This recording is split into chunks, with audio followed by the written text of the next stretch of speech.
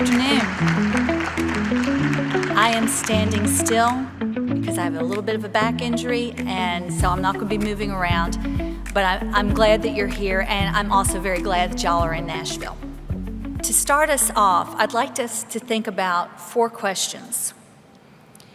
Do you set incredibly high goals for yourself in order to prove yourself that you belong in the position that you're in? When you fail to meet those goals because they might be unrealistically high, do you then feel like a failure? Does that feeling then push you to work harder, put in more hours, not just on time-sensitive projects, but all the time, because you feel like you have to prove to yourself and others that you can do the job? Do you wake up in the middle of the night with anxiety, that dread that tomorrow will be the day that people will realize you don't know what you're doing, that you might be a bit of a fraud, or worse yet, you'll be sitting in a meeting or walking down the hall and somebody will look to you and say what you have thought all along: how in the world did you get here? Now, there was a time when I would have answered yes to all of those questions and probably even more. But I was able to get to a point where I feel better about myself and more confident. So today, I want us to think about 3 other questions. How do we quiet, or as we say here in Nashville, hush up, that inner critic that tells us we're not good enough?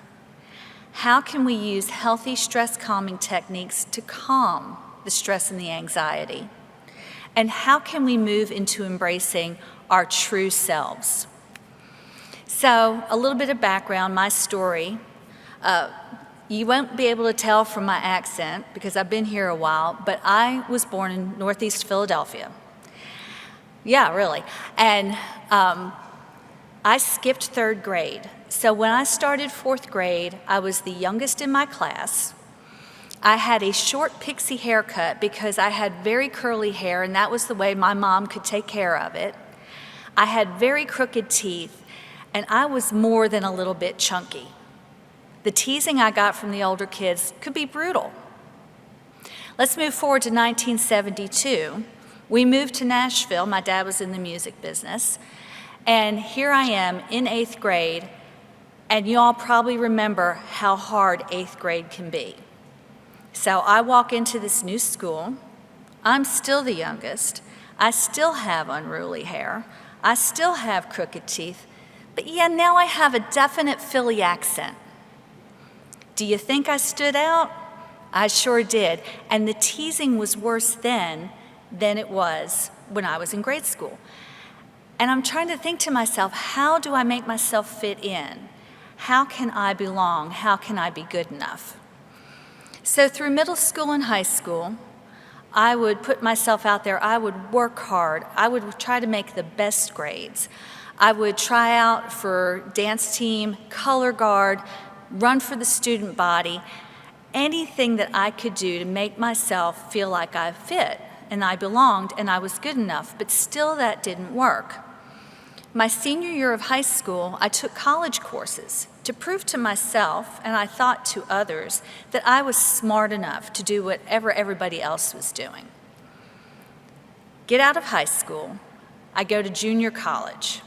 Junior college was great because now I learned how to use straightening products on my hair, so I didn't have unruly hair anymore. I had gotten the braces off. I was with people that I didn't know and who didn't know me. And I was vice president of the student government, editor of the newspaper, homecoming princess, graduated with a great GPA. I felt like I finally made it. I finally belonged. And that quiet voice that was telling me I wasn't good enough was gone. I spent the next 10 years, because I got married 2 weeks after junior college graduation, spent the next 10 years raising my family, and then decided to go back to school. So I finished my bachelor's degree at night, still feel like I was doing great, still felt like I belonged. Went on to law school, and I attended Nashville School of Law. Now, I will tell you, I am an incredibly proud alumna of Nashville School of Law. It is fantastic, but it is not accredited by the ABA because it's a part-time faculty. That became important because as I was getting ready to graduate, I found out that the big name law firms here in town wouldn't even look at my resume because I didn't go to an accredited school. So even though I got a fantastic in-house counsel job after graduation, here I was, back to feeling like I wasn't good enough. Through 28 years of professional and personal success, anybody on the outside looking at me would say, well, yeah, you've made it. You've worked your way up to a vice president position. You're president of the State Bar Association. Of course you've made it. But I had that inner nagging critic telling me that, people are going to figure out pretty soon that you don't know what you're doing. I would be sitting in a meeting, and I don't know how many of y'all are generalists. We can't know everything, but I'd be sitting in a meeting, and somebody would bring up an area of the law that I wasn't familiar with, or I had not read that case, I hadn't had a chance to read it yet, and my inner critic would start coming to the fore saying, now somebody's going to ask you, what do you think? And you're going to have to tell them, I'm not familiar with this, and then they're all going to know you're a fraud. Or I would come up to the podium as State Bar President to give a talk or to teach at a CLE, and my inner critic would say, yeah, and everybody sitting out there thinks you're a fraud. They don't think you know what you're doing. It was brutal. And when you're dealing with that, it causes all sorts of problems. So I don't know if you're seeing a pattern here. I put myself out there. I work harder. I try to do more, and I still feel like a failure. And I've got a feeling, not asking for a show of hands, that some of you may have gone through that too. So, how did I quiet that? Because it was causing physical and mental issues, insomnia, headaches, lack of focus, memory problems, an ulcer. Something had to give, something had to change. So what flipped the switch? It was 2 conversations with 2 people very important to me and an event that happened that made me see that pattern and made me know that I needed to change some things. The first was a conversation with my older daughter.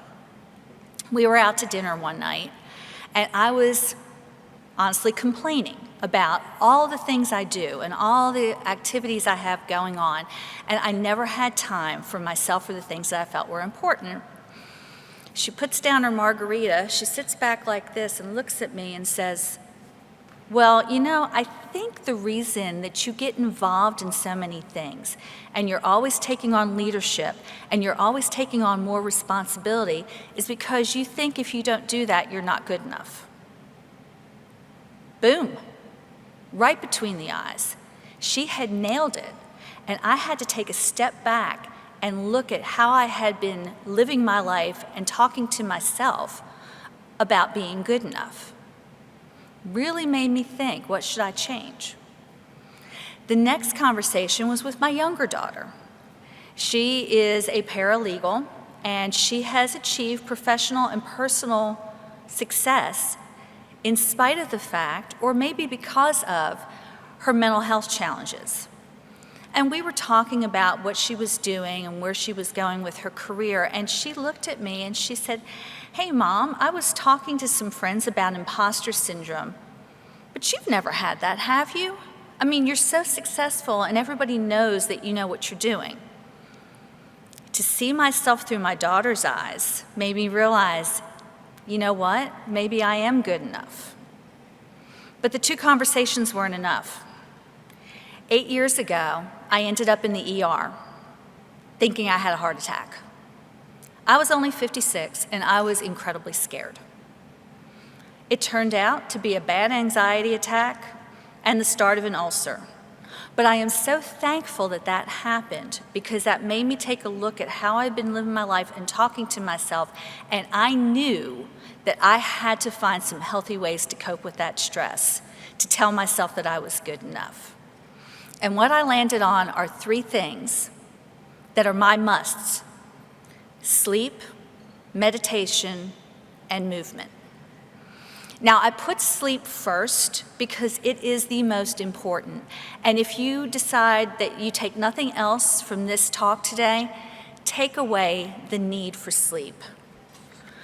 Most of us need 7.5 to 9 hours. And I'm going to bet at least half of you don't get that much. And if we don't have enough sleep, y'all, we don't have the mental and the physical capability to meet our days with self-confidence. It impacts our memory. It impacts how we concentrate on things. It impacts how we see ourselves. Sleep is vitally, vitally important. In fact, it's so important that the Cleveland Clinic has done research that shows lack of sleep, even for a few hours, you have symptoms just like early dementia. You'll have a higher blood pressure. You'll have problems eating and sleeping. It is so vitally important. So if you have trouble sleeping, what can you do? Well, there are a few things that have worked for me and have worked for others. Have a sleep routine. I don't know how many of y'all have heard that before, but do the same thing every evening to signal to your brain it's time to settle down and go to sleep. And try to go to sleep at the same time every night. So whether that's having a cup of herb tea, or taking a warm bath, or reading an actual book, not an e-reader, things that will signal to you, okay, it's time to chill out and calm down. And if you like to watch TV or read on your e-reader before you go to bed, get some Blu-ray blocking glasses. When you block the blue light, it won't stimulate your brain. You can get them on Amazon, they really do help. The next thing that I have learned to do is meditation. Now, they call it a practice for a reason. It's not easy to do first out the gate, but when you meditate, it calms your mind and it lets that chatter go away that's telling you you're not quite good enough. How can you get started? There's some great resources. There's a book called Success Through Stillness by Russell Simmons. There is a website called Mindfulness for Lawyers that is fantastic. And then the ACC also has great resources that they've just put into a toolkit called a Wellbeing Toolkit for in-house counsel. It's fantastic. Once you start meditating and calming your mind, you can let those ideas of I'm not good enough just kind of float away, and you can concentrate on what makes you you and what makes you authentic. The third thing is movement. Whether it's walking, running, cycling, Pilates, whatever it is that gets you moving will help you calm your mind, will help you sleep better, and will help you feel better about yourself, which will boost your self-confidence and quiet that inner critic. I personally like Pilates. It's an hour of concentrating on nothing but movement and small movements, and you're breathing and all, and it's like a meditation. But also, don't forget, play is movement. I had a doctor who used to write me a prescription every year, said to engage in joyful movement every year. So whether that's playing with your kids or your grandkids or the kids in the neighborhood, joining a recreational sports team, or just putting on some good music and dancing around, that movement will get your endorphins flowing, and endorphins are our happy hormones. So doing the movement along with the other two will really help you to reset that inner critic.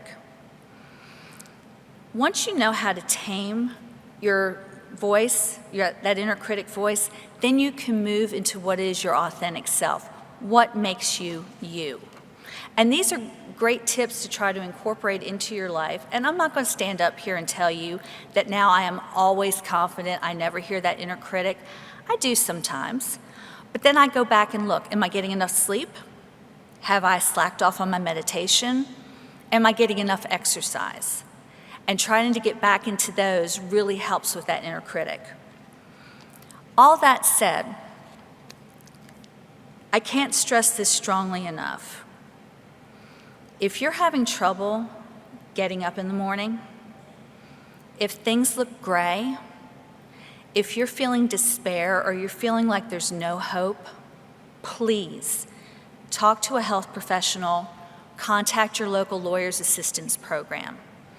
What you may be dealing with is more than probably these tips can help with. And I will tell you, as attorneys, we are in a high-stress occupation with high depression and high suicide. So please, if you're feeling any of those things, go see somebody. Being able to cope with stress through healthy stress mechanisms will help you tame that inner critic, help you believe that you're not a fraud anymore, and help you move into your best and most authentic self. Shakespeare once said, "All the world's a stage, and all the men and women merely players."